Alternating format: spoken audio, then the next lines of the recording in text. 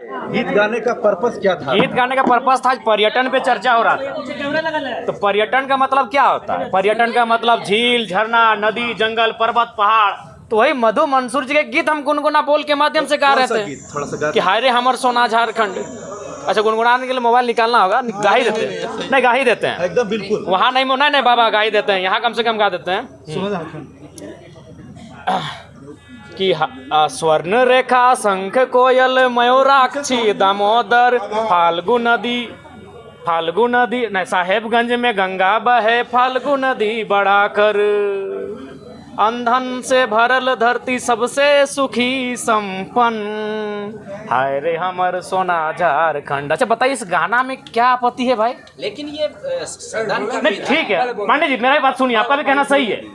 हम पहली बार चुन के आए हैं कि हमको मालूम है कि गुनगुनाना नहीं चाहिए।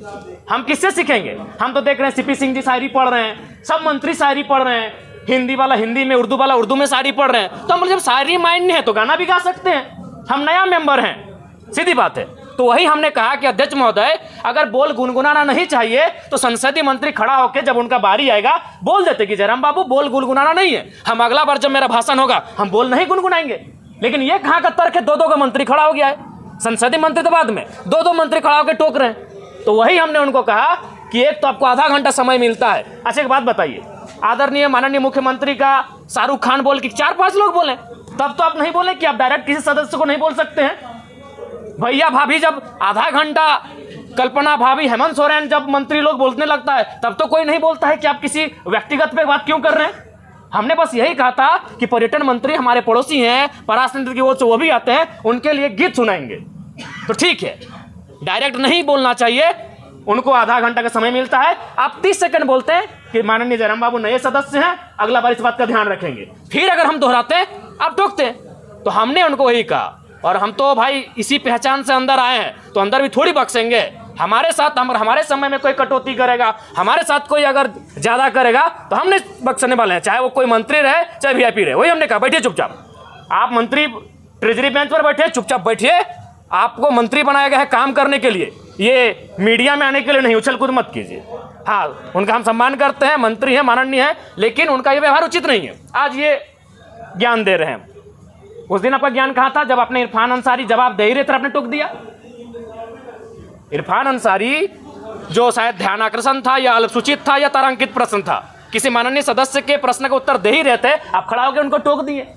उनको सवाल का उत्तर देने देते हैं, उसके बाद आप कहते हैं कि ऑब्जेक्टिव टू ऑब्जेक्टिव होना चाहिए, एक्सप्लेनेशन नहीं। तब आपका संसदीय, अरे भाई नया चूंकि वित्त मंत्री जी अभी इलाज के लिए गए हैं, संसदीय मंत्री, इनको प्रभार मिला है, तो हमारे बड़े भाई माननीय भी उछल कूद करने लगे हैं, अपने आप को सदन से ऊपर ये लोग समझने लगे हैं। और खैर इरफान भाई साहब का तो आदत है, उनको भाई मीडिया में बने रहने के लिए उछल कूद करना जरूरी है। जिस दिन उनका बजट पारित होगा उस दिन तो बोलेंगे ही, और बाकी दिन भी हल्ला, लोगों को टोकना, ये उनका परंपरा बन चुका है। बोलना क्या चाह रहे थे? बोलना हम यही चाहते थे, पर्यटन का बात था। हम मधु मंसूर जो पद्म श्री विजेता है, हम उनका एक 4-5 लाइन का बोल था, उसको सुनाना चाहते थे। जयराम जी, तो आपको क्यों लग रहा है ऐसा क्यों हो रहा है? आप एक अपने दम जी पे अकेला आसपास विधायक हैं, बिल्कुल वही कारण है, उनको वही कारण है कि पूरा राज्य जयराम महतो को सुनता है। इस व्यक्ति को, इस लड़के को यहाँ से नियंत्रण में रखा जाए, मुद्दों की बात करता है, जिन मुद्दों को कहने से लोग डरते थे। आज 25 साल हो गया, जादूगोड़ा का मुद्दा सदन में आया था। मैं आपसे पूछता हूँ, आज लोग बर्बाद हो गए, जादूगोड़ा में बर्बाद होने की कगार में है, आज तक सदन तक नहीं पहुंचा, क्योंकि वो मुद्दे सदन तक आ नहीं पाते थे। और ये लड़का बिना डर का, बिना भय का उन मुद्दों को सदन तक लेके आता है। तो इन लोग को हालत खराब है हमसे, और ये बोलते हैं कि नहीं डायरेक्ट आप किसी सदस्य को नहीं लेकर सर। कैसे नहीं होता है जी? इसी सदन में लोग हिज ... हम नहीं पूरा बोल रहे हैं, बोल के पार हो गए, लो ... बोल के पार हो गए इसी सदन में। तब इनकी ना मर्यादा कही गए थे, हमें झारखंडी गीत सुनाए तो इन लोगों को परपरी लग गया भाई।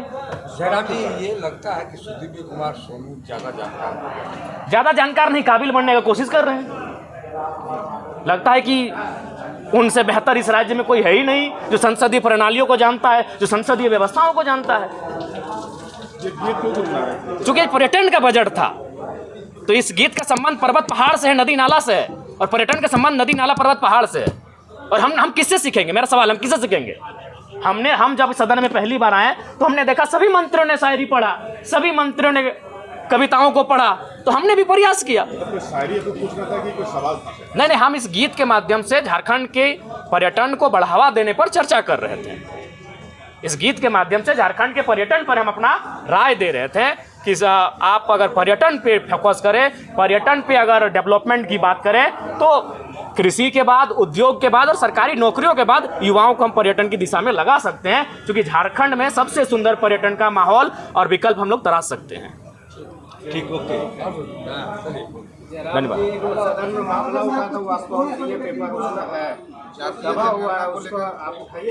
देखिए, आप तो जान ही रहे मामला आप अभी हमें दिए हैं। हमारे पास जो मामले हैं पेंडिंग है 2 महीना 3 महीना से जो देके भेजे हैं, निस्संदेह हम विस्थापन के लिए हमने ध्यान आकर्षण डाल दिया है। अगर हमें बहस का मौका मिला, निस्संदेह।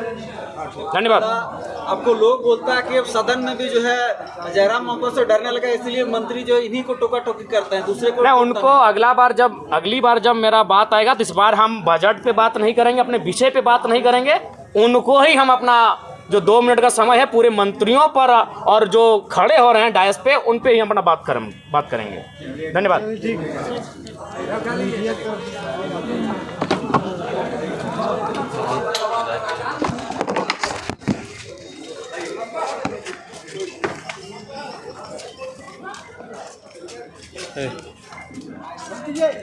बिल्कुल, ये सब मत बोलल करिए, पर्सनल मैटर को आप यहाँ पे